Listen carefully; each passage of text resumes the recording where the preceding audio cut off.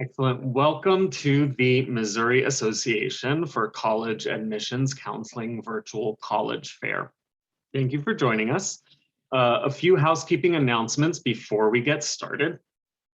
You can use your Q&A button on your screen to type questions to our presenters at any time. A reminder that your cameras and microphones are off, so the panelists cannot see or hear you. And you make sure to use that Q&A button if you have any questions for all of them. This presentation is being recorded. This is actually the last session of this group today. So we'll have no more sessions going. And then the session will be recorded and available after in about a week at strivescan.com/Missouri.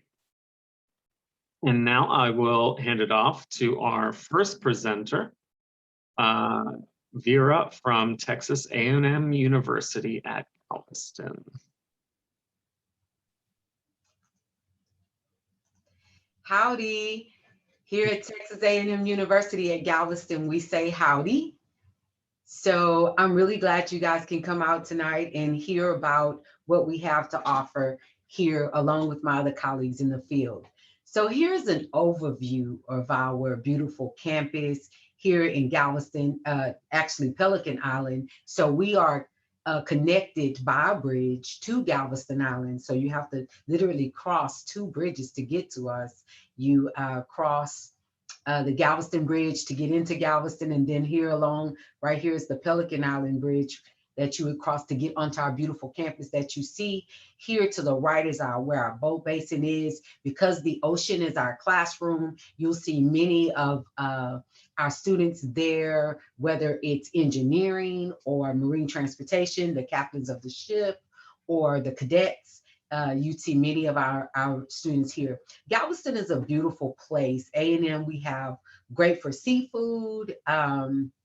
We have really good live bands. You know, the beach is very popular here. The weather is warm at least 10 months out of the year. So lots of sun, lots of mosquitoes too.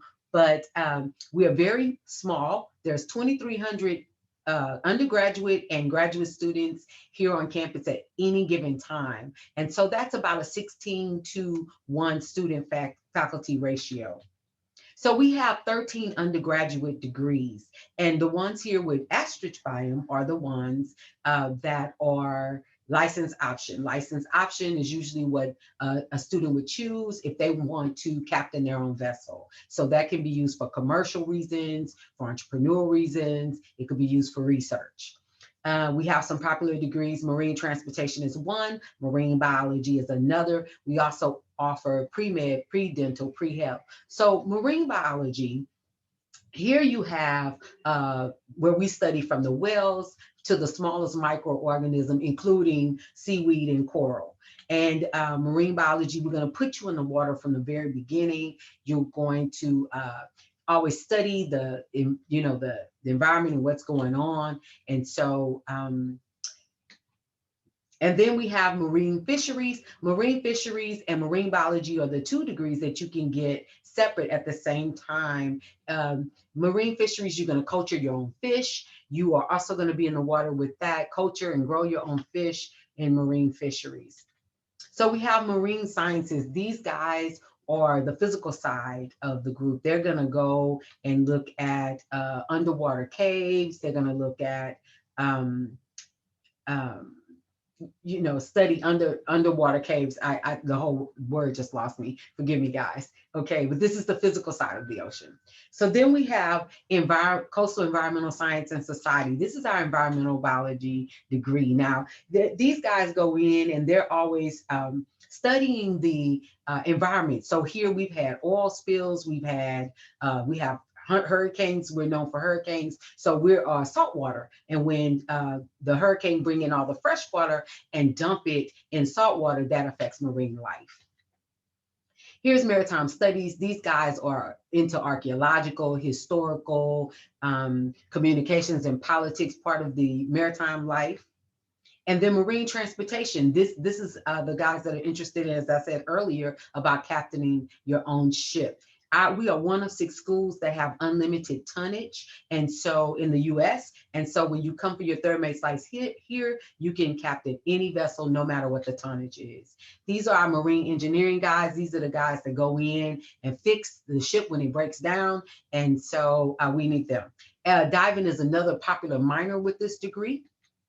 Ocean engineering. Ocean engineering is slightly different. It is, you would have to apply at Texas A&M University at College Station, but you would take the classes here on campus. You would just not submit your application with us. These are the guys, when I showed you those two bridges earlier, these are the guys that built those bridges, our ocean engineers.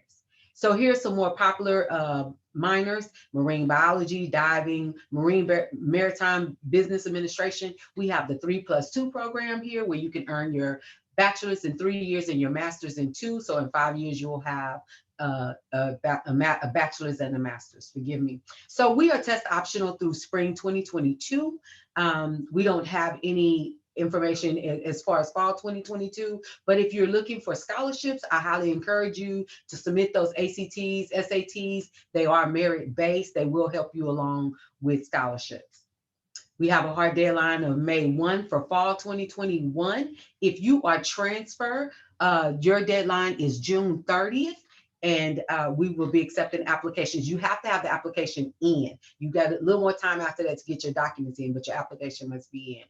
If you'll take a picture of this screen right here, it is how you can contact us. Myself and my team, we are always checking the admissions at TAMUG email. You can also give us a call. I want to thank you guys again for hearing our presentation and coming out and getting all the good information. Thank you.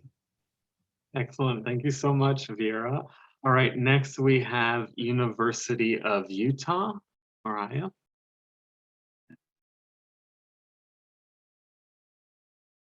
Yes, hello, thank you. I have to press all the buttons to get on here.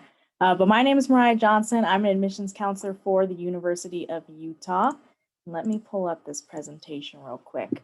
So here's a lovely image of our President's Circle on campus. It's really quite a historic area. These are some of our oldest buildings on campus. And as you can see, there's some construction. A lot of that construction is already done, because we're constantly, innovating and even renovating places just to try to keep things up to date with all the innovations happening in the world, and all the innovations happening on campus too.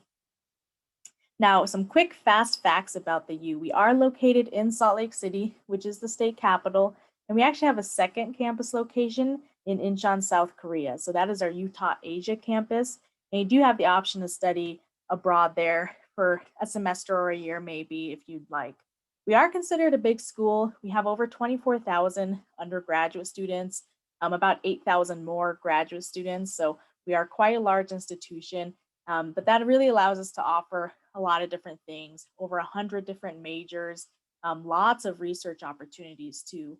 We get some of the most money in the entire state to conduct research across a bunch of different fields. And those are opportunities that our undergraduate students can partake in even in their first semester with us at the U. Despite being such a large school, though, we try to give a small school feel. Our average class size is about 23 students. We try to keep that student to faculty ratio at about 17:1. Some years we're lucky and it's about 16:1, but it's going to be between 16 to 17:1 most years. Now, like I mentioned, Salt Lake City is our state capital. So that also means there's lots of businesses there, lots of facilities to do internships at, to get part-time jobs, do research. There's just a ton of opportunity. Salt Lake has been named year after year one of the best cities for young professionals, and our new graduates can definitely attest to that. About 80% of our graduating seniors every year have a job offer before they even graduate. So they already have a full-time job before they're even graduating and walking across the stage. But besides all the fun opportunities you get to take part in, from internships at the state capitol or working with financial institutions downtown, we're also really big on outdoor recreation. We have 5 state parks in the southern half of our state. We're within 30 minutes of 7 world-class ski resorts. So if you're into the hot weather activities or the cold weather activities, we've got something for everyone. And if you've never tried outdoor recreation before, definitely hop on over to our Outdoor Recreation Adventure Center. They have some really awesome rental gear for cheap, and you can take guided trips with them. which is especially helpful if you've never done any of that stuff before.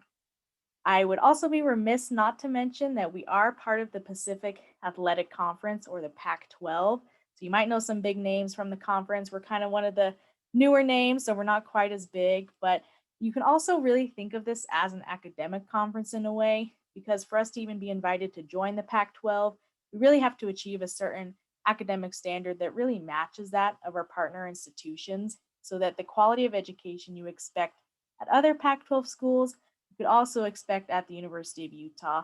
And we have been noted as one of the most, if not the most affordable Pac-12 school for our out-of-state students specifically. Now, for transfer students, these are our requirements.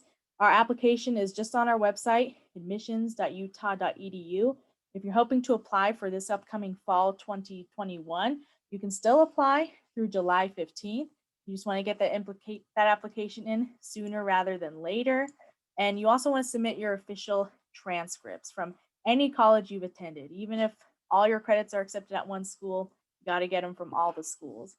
Now, if you have less than 30 transferable credit hours, we also require high school transcripts and test scores if you have them. But we are also on a test optional policy. So if you fall into that population, we can be more flexible with those test scores. For our transfer students, we really like to see that you have at least a 2.6 GPA, or if you have an associate's, at least a 2.35. But if you don't have those, we still review your application through our holistic review process, and we take a whole bunch of different things into account there. And you can find additional information on our website about that specifically. Now, I also want to mention that Utah makes it really easy for people to get in-state residency for tuition purposes. So after a year of living here, you can become a Utah resident and go from paying out-of-state tuition rates to paying in-state. And that's over a $20,000 difference between those two rates. It's pretty easy. Many of our students from the East do this. Those steps are right there on the slide, but you can also find them on our website, admissions.utah.edu/residency. If you do have any questions, like Vera mentioned, take a picture of this slide. This is my contact information.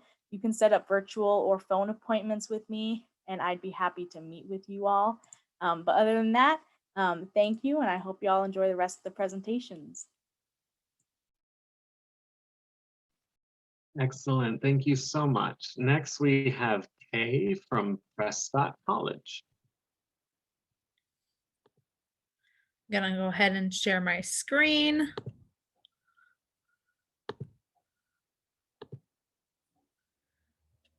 So, wow, I'm at the end. So I am Kay Boyle from Prescott College. I am the Assistant Director of Admissions at Prescott College. So we are a very small liberal arts school. So we are located in the high desert of Arizona. So we're about 5,000 elevation. We have a very temperate climate of between 30 and 90 degrees. And we have over 365 hiking trails. There's kayaking, there's mountain biking, there's road biking, all of the things that you could physically think of to do outdoors. We're like prime spot for all of that. And specifically about the college, your education is very, very personal at Prescott College. So it's not a one size fits all degree. You'll have the opportunity to craft your actual degree with both an academic advisor and a faculty advisor to create a degree that is meant for what you want to do in your future. So they all have all of our areas of study do have an experiential component. So up to 70% of your classroom experience will actually be out in the field, regardless of whether that's like something like adventure education or even psychology and human development.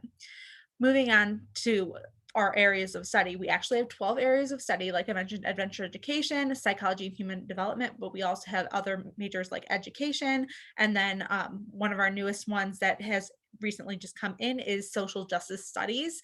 So you have a lot of different opportunities to study in these areas, but then also have an emphasis in something that is very specific within those areas that makes your degree very, very unique to you and your experiences. So some of our highlights are very small classroom sizes. 14 students per class is about the average.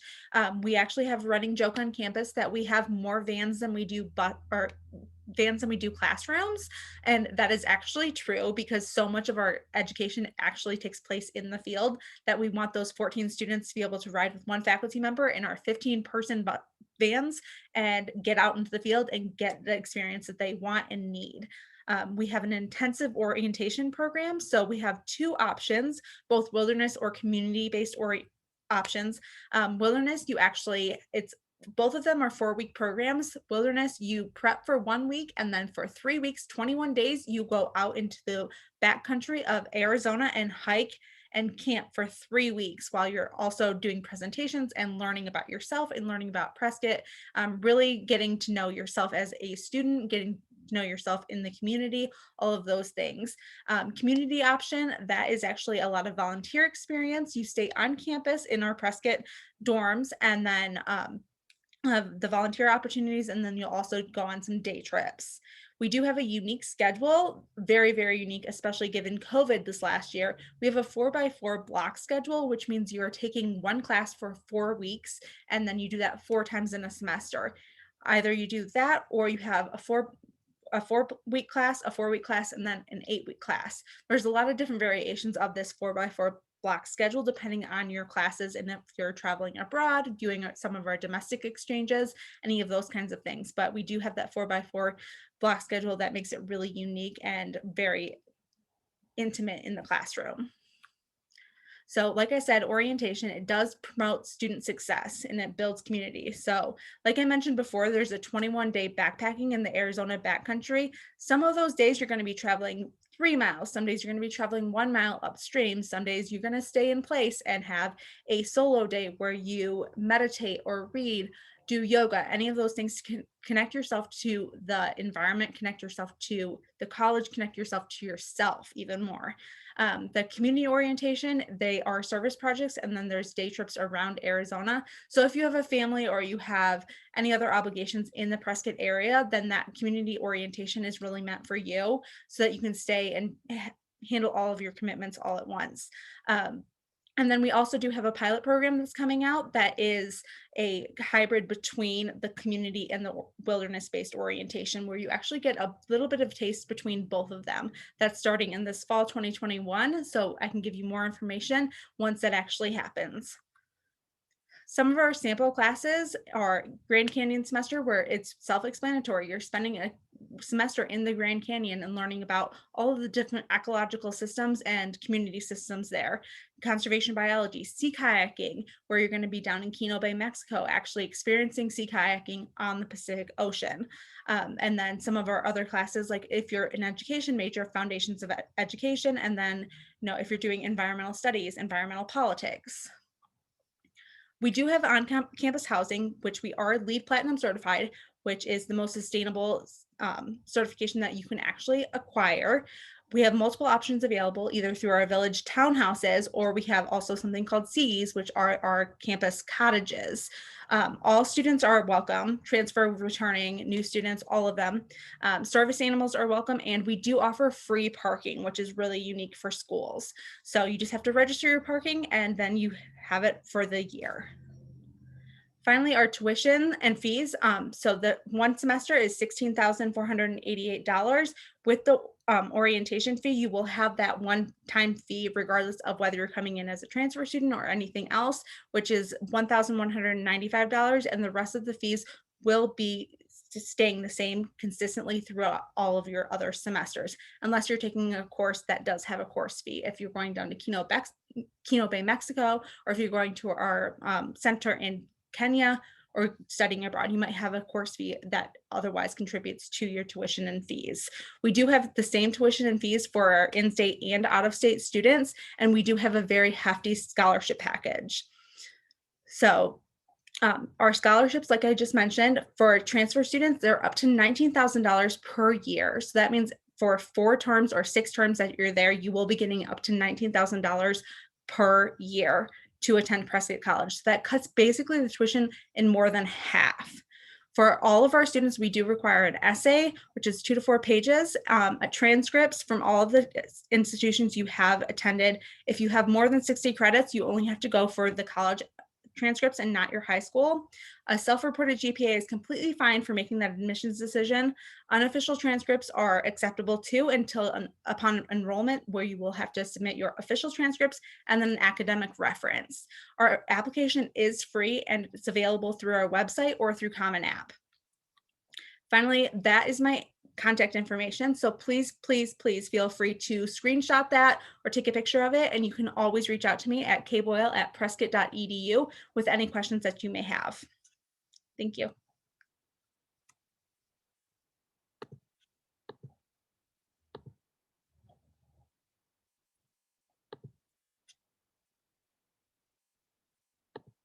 Sorry, I was on mute, of course, because that happens all the time. Thank you. Next up, we have Matt from Northland College. Hi, everybody. Thanks. Let me just share my screen. Okay, where did that go?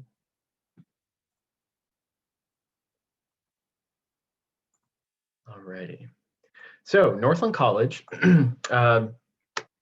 My name is Matt, and I am an associate director of admissions at Northland, as well as our transfer counselor, admissions counselor. And Northland College is a small private liberal arts college that was founded in 1892, and we're a community of about 600 students. So like I said, small. People come from all over the country, all over the United States, and all over the world, really, to study at Northland. So we'll get into a little bit of that and why that is. But first, I want to point out where we are. So you see the orange delta here. This is at the very tippy top. You have Chequamegon Bay on the south shore of Lake Superior, and that's where Northland is. So we are as far north in the state of Wisconsin as you can go, probably 7.5 hours from the Quad Cities, 3.5 hours from Minneapolis, St. Paul, and we are in just this incredible location, which I'll get to in just a minute. We're also in a town, okay. There we go. We're also in a town of about 8,000 people. So Ashland, Wisconsin is right here on the south shore of Lake Superior on Chequamegon Bay. And Northland's main campus is about 100 acres, but that's really just the beginning of kind of of how we see campus. Beyond us is Ashland.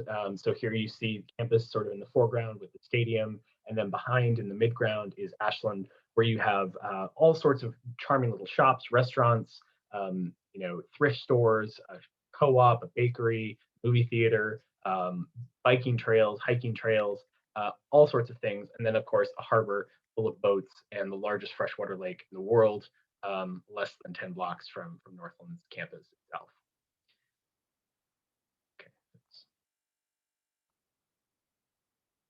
Okay, we're proud, we're part of a proud liberal arts tradition. As I mentioned at the top, we are a liberal arts college, and we have something of a twist though, and that is we have a focus on the environment, sustainability, and social justice. We have over 40 academic programs. Some are going to be really like classics like English, history, philosophy, religious studies, but then you also have things that are kind of more Northland specific, natural resources, outdoor education, sustainable community development, sociology and social justice, humanity and nature studies.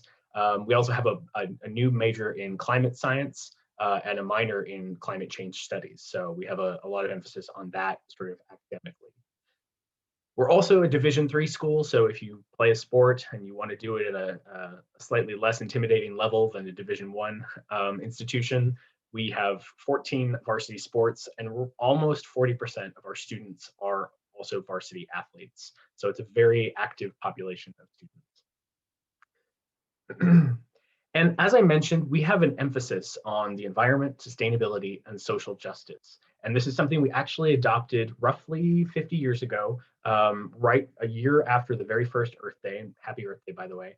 And this commitment to the environmental sort of niche that we have has been really noticed around the United States by a lot of organizations. We're a cool school, according to Sierra Magazine. We are a member of the Eco League, along with Prescott College. We're Wisconsin's first bee campus. We're officially divested from fossil fuels. We are in the Princeton Review's top 50 green schools.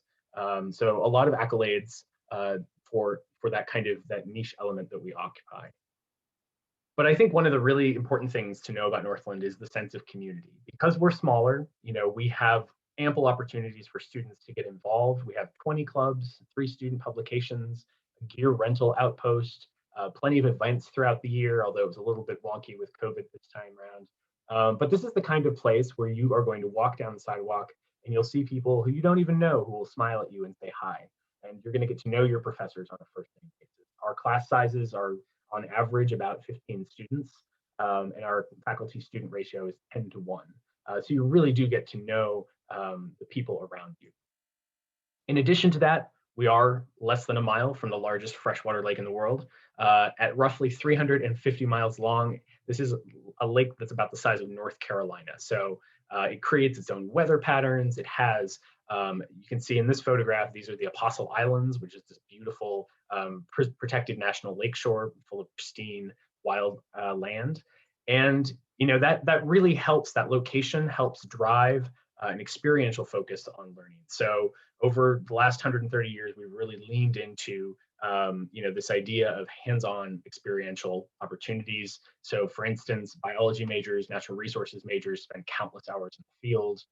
Chemistry students spend, right from their first year on through their senior year in the lab doing actual research with professors. It is a very hands-on, career-oriented education.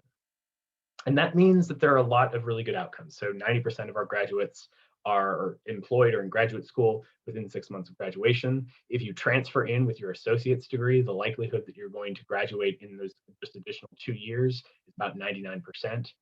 And almost all of our graduates stay connected to the institution in some way. We have a very strong alumni network and a very supportive alumni network as well. So I just want to talk a little bit about the application process. We are still accepting applications for fall 2021. We don't have a deadline as yet for transfer students. You can apply through the Common App or through our free online application, and you would want to submit transcripts, official or unofficial, from all post-secondary institutions you've attended. If you have earned less than 17 transferable credit hours, you will also need to submit a copy of your high school transcripts or GED and ACT or SAT test scores, although we are test optional, so you can, in some cases, decide not to do that. And the final thing is you do have to be in good academic standing at your current or most recent institution in order to apply for Northland. Transferable credits, so typically any college level coursework that's not vocational, remedial, or technical in nature that you've earned a C- or better in will transfer. And we take up to 65 credits from 2-year institutions and no limit on 4-year institutions. And if you're admitted to Northland, you will receive a preliminary credit evaluation that I will walk you through personally, and we'll see exactly how your eligible coursework transfers to Northland. And from there, it becomes very easy to kind of plot out the rest of your time. And last but not least, scholarships and financial aid. So our cost of attendance is roughly $49,000 a year, but of course, nobody ever pays that much. We have scholarships for transfer students that range between $18,500 and $24,500 per year. Those renew automatically. There's also a $1,000 visit grant for this year. If you come to visit campus, we offer a $2,000 PTK scholarship, so if you're a PTK member. And then of course, if you file your FAFSA, you'll qualify for work study, federal grants, loans, and the whole 9 yards. So, and it's probably worth noting that we don't have an in-state, out-of-state tuition difference. It's all the same. This is my contact information. Please take a photograph of that. I don't know why that was hard for me to say. And check out our social media. Send me an email. I'll put my contact information in the chat. And I'd love to connect with you and talk a little bit more about Northland and what we can do for you. Excellent. Thank you so much. All right, we have Western Colorado University next. Lindsay. Hey, Lindsay. Hey, thank you so much. And thanks everyone for joining us, whether you are live or watching the recording. We really appreciate your time, and I appreciate just being on a panel of some really excellent institutions, and hope that this is super informative for you today. But again, my name is Lindsay, and I'm a Regional Director of Recruitment for Western Colorado University in Gunnison, Colorado. What you're seeing on your screen here is a picture of our campus and a small snapshot of the town of Gunnison. The total population of Gunnison is right around 8,000 people, including the college, and our total student enrollment is right around 3,400 students. So we're a relatively small institution, especially in the state of Colorado. But something that I loved when I was a student at Western, again, like a lot of my colleagues tonight have said, is that we have a really tight-knit community. And if you're walking from one end of campus to the other, it's very rare that you don't run into somebody that you know. Another thing that I loved about being a student at Western is that our backyard is nature's best classroom. So we're surrounded by millions of acres of BLM land, national forest land, over 750 miles of single track trails. So lots of opportunities for students, specifically in STEM related fields, to go out and study in the field what they're learning in the classroom. But even if you're not in a STEM related field, I was a communications major at Western, and in one of my intro to biology classes, our professor took us fly fishing for a course just to study the ecosystem of the fish in the Gunnison River. So really awesome opportunities for research and hands-on learning in every single academic program at Western.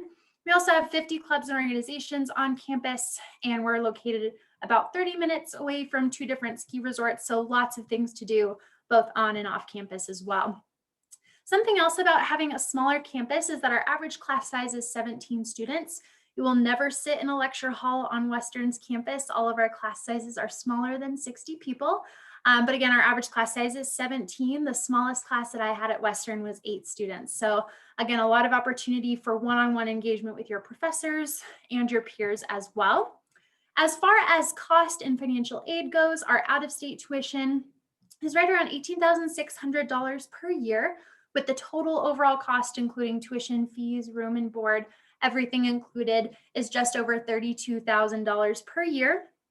And 80% of students on campus do receive financial aid in the form of grants or scholarships, which is money that doesn't have to be paid back. So it's totally separate from any loans that you might receive.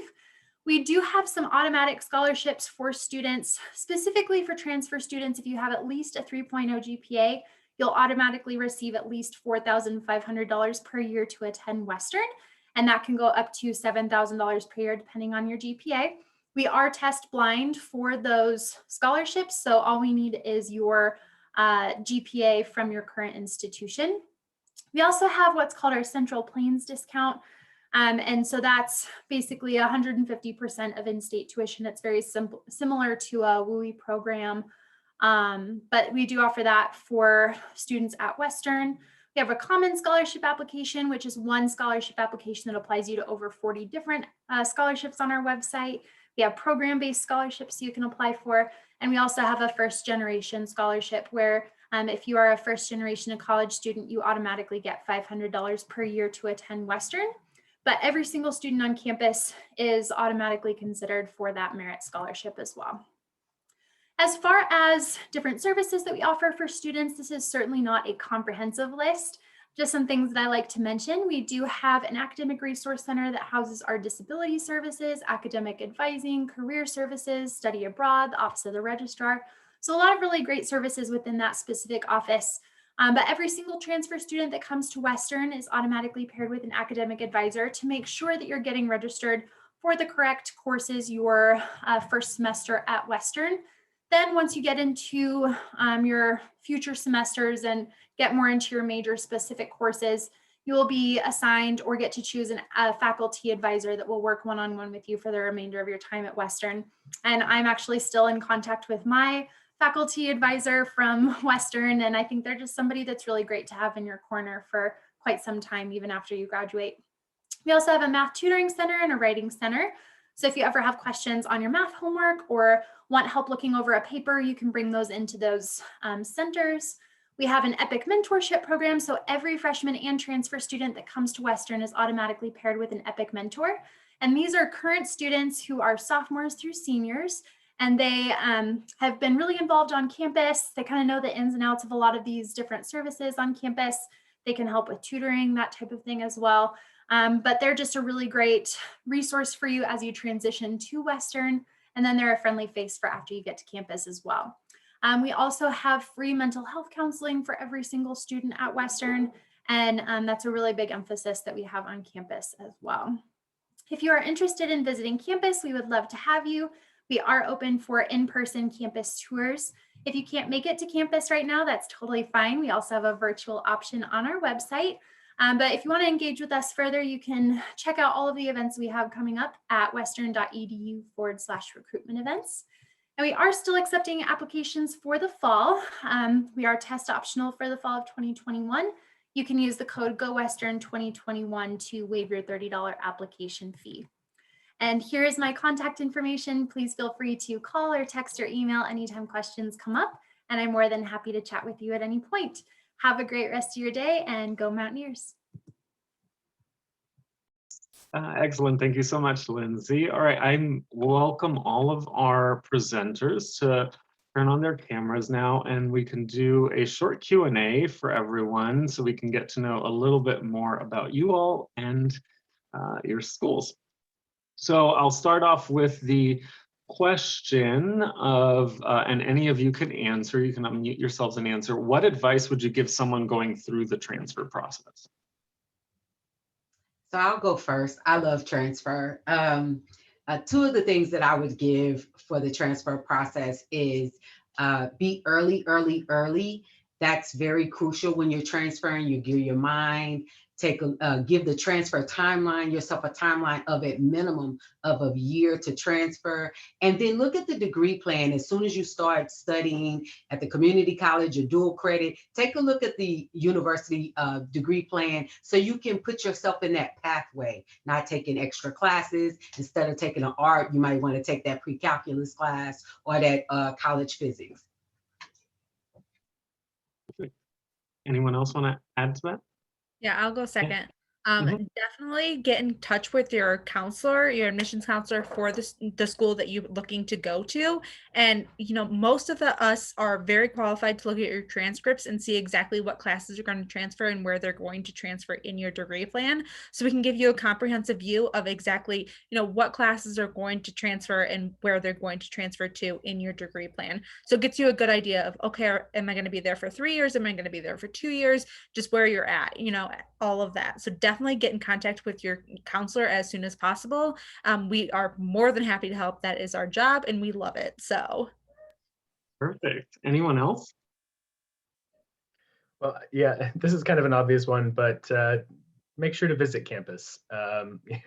You know, the number of students I've worked with who, you know, maybe didn't visit the college that they enrolled in at first and found out that that was not really a great fit for them. It's kind of amazing. So yeah, visit campus, you know, connect with current students as much as you can, especially transfer students. If the institution offers to connect you to a student who's transferred in, take them up on that, definitely. Perfect. Anyone else want to add? I'll just add in I know some colleges are not offering in-person visits right now, like Prescott College. We are still shut down to COVID and everything. So if you want to have a tour of campus, definitely connect with your counselor as well. So they can give you a virtual tour and then also let you know when they're going to be open for in-person tours, like we will be in June. So. Perfect. Thank you for that. Excellent. So next question is one of my favorites. What would be your favorite event or tradition on campus? I'll start.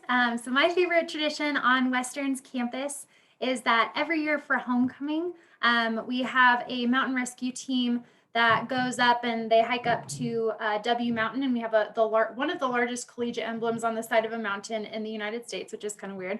But every year for homecoming, they go up there and they light it on fire. So something that current students and alumni look forward to every year. I would say during our football games, we have something called the third down jump. Now, I don't understand football, so I don't know what a down is, but at least there's 3. I know that. So sometime during the third one, the opposing team's going to do football things. And what our home folks do is everyone starts stomping and jumping up and down in the stands to try to intimidate the opposing team to mess them up. But what happens when they do this is it actually registers on our campus seismograph stations as a minor earthquake. And so I just like to use that example to show not only how spirited our student body is, but how they're quite literally groundbreaking. Perfect. I love it. Anyone else want to add anything about their schools? Yeah, I guess, being up in northern Wisconsin, Northland gets its fair share of snow, but we don't really hide from the winter. We do our best to embrace it. And we have something in February, mid-February, called Snowfest. And it's kind of like homecoming week, but like on the opposite end of the year. And there's no football because we don't have a football team. And it's just like there are igloo building contests and snowball fights and live Hungry Hungry Hippos games and things like that. So just a lot of fun. We try to really get connected to the outdoors in any season.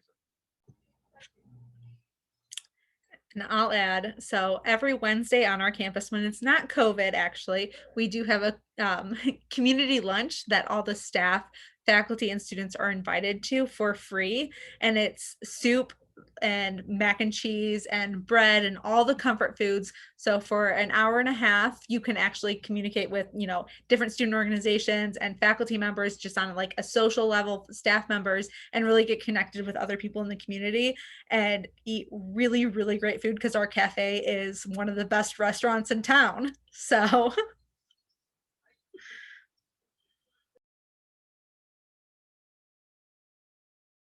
Perfect. All right. And last question for everyone.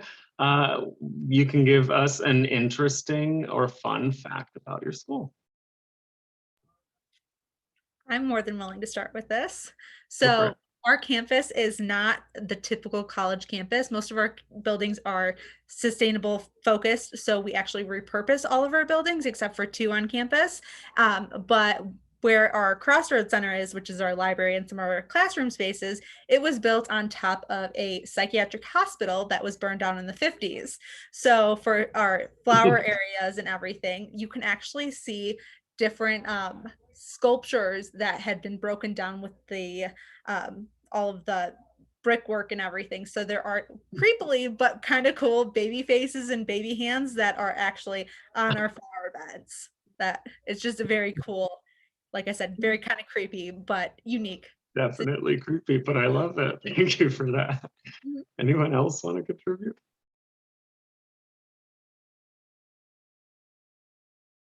Yeah, sure. I have one.